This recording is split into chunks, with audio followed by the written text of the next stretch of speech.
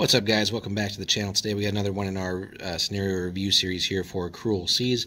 We've gotten through all the beginner scenarios, and now we're kind of getting into some more advanced scenarios here that start bringing in more rules. So this one is called Spy Boat, which is a really neat idea for the scenario too, and kind of fitting for what this game is trying to accomplish. So the objective here is there's an intruder and a defender. So if you're the intruder, you're ordered to drop a payload of agents at a prearranged beach. If you're intercepted, abort the mission, destroy the enemy, and escape. The defenders, you have to be on high alert and ready for action this night. Attack and sink any vessels in this top secret area. So the deployment, we'll take a look at the map in just a moment, guys, but the intruder places a veteran boat no larger than medium-sized in the northwest corner, and then they'll be greeted and guided in by grateful locals who will take their payload and send the boat on its way. They are gathered at point 1 on the map, although you may choose to drop your cargo off at either point. The defending force is responding to various intelligence reports. All manner of alarms have been received.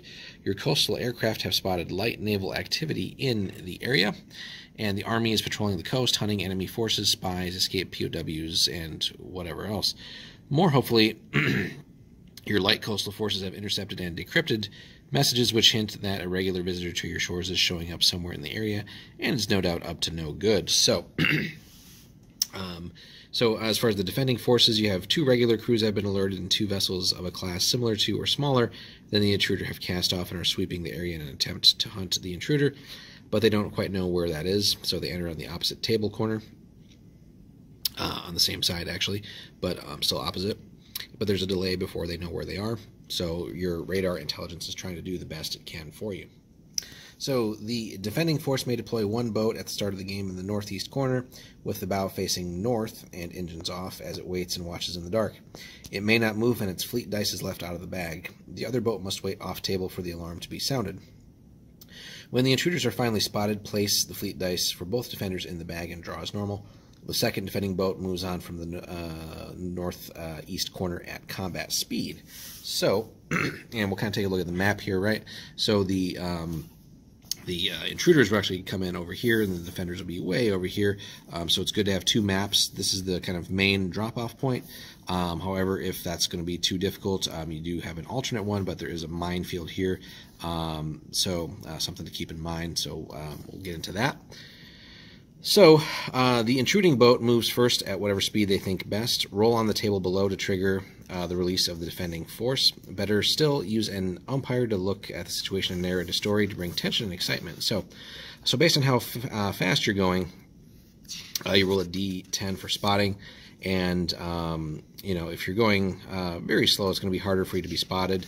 You know, and the faster you go, though, the quicker you get to your point, but that will more likely mean that the defenders will also be able to act faster as well.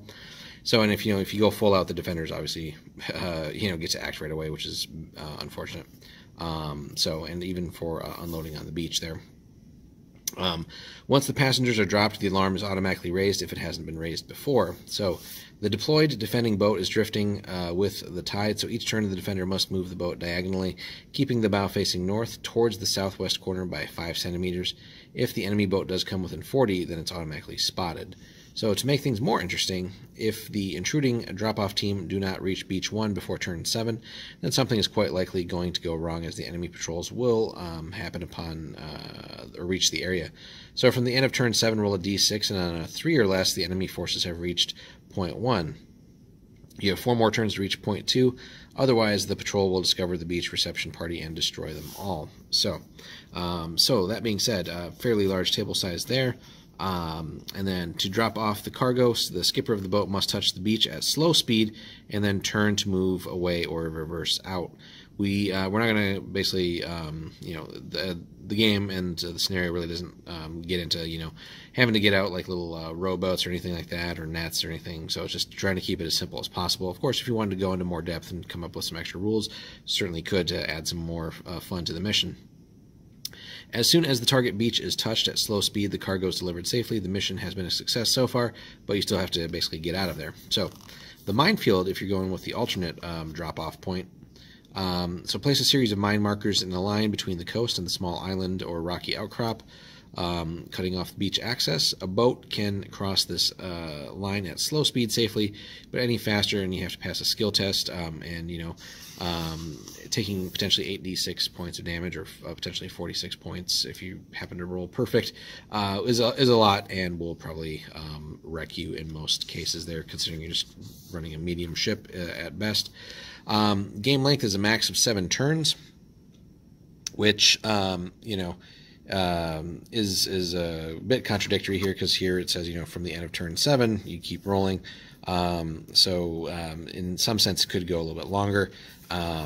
But victory here, how do we actually determine what happens? So if the intruder boat drops off its passengers safely on either beach and escapes from its entry point, so you have to get back to where you started, it wins. A partial victory will be achieved if the intruding boat escapes and destroys at least one of the defending boats without dropping its passengers.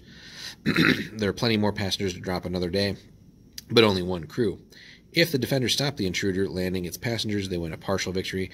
But if the intruding boat is sunk after it has completed its mission, it will be a complete victory. So, which seems almost backwards, right? So if the defenders stop the intruder landing its passengers, they win a partial, sure. But if the intruder boat is sunk after it's completed its mission, it's a complete victory for you. It would seem like you would want to blow it up before they drop spies off, but again, you might tweak that a bit in your games of it if you're just playing casually there. This does also bring in the idea of skill tests in the game, which we haven't really dealt with before in those beginner scenarios, but you can kind of see that it's tests are easier for you as the more experienced your crew is there. And as it says here, just as a sort of reminder, so each turn the intruder boat moves, roll for the enemy response. Clearly, if the intruder boat is lucky, it may well get to the beach undiscovered and drop its party with no risks, unless you potentially try the minefield route, but it still must return to base via its entry point, and is most unlikely that it'll do that undiscovered. So that being said, it could very well be, if all the luck is with you and you do everything right and you go undetected, you might get out of there and pull off this daring mission without the opponent really getting to do much. So really fun scenario that kind of tests your nerves too, and how much you want to push it to get to your beach faster. But you're risking, the faster you go, you're risking the enemy response. But obviously you can't go too slow, because there is that very real turn limit. And the one defending boat will be drifting your way slowly too, so you kind of need to get going on that too. So overall, just a fun scenario that really could be played with, between any 2 nations here, just as long as you're kind of meeting the boat size requirements, and just add some new layers to this game. So again, it's nice to see things where it's not just blow up the other side, but really sort of tests your abilities at some almost narrative-like mission. So again, Spy Boat is scenario 4. That's the one we've been talking about. Thanks so much for stopping by, guys. Leave us a comment if you've played this one and what your experiences have been so far with it. What would you change, if anything? Have you tried adding more elements to it? Yeah, just let us know. And again, thanks so much for stopping by, guys. Leave us a like and a subscribe if you haven't already, and hope you guys have a good one. We'll see you in the next review.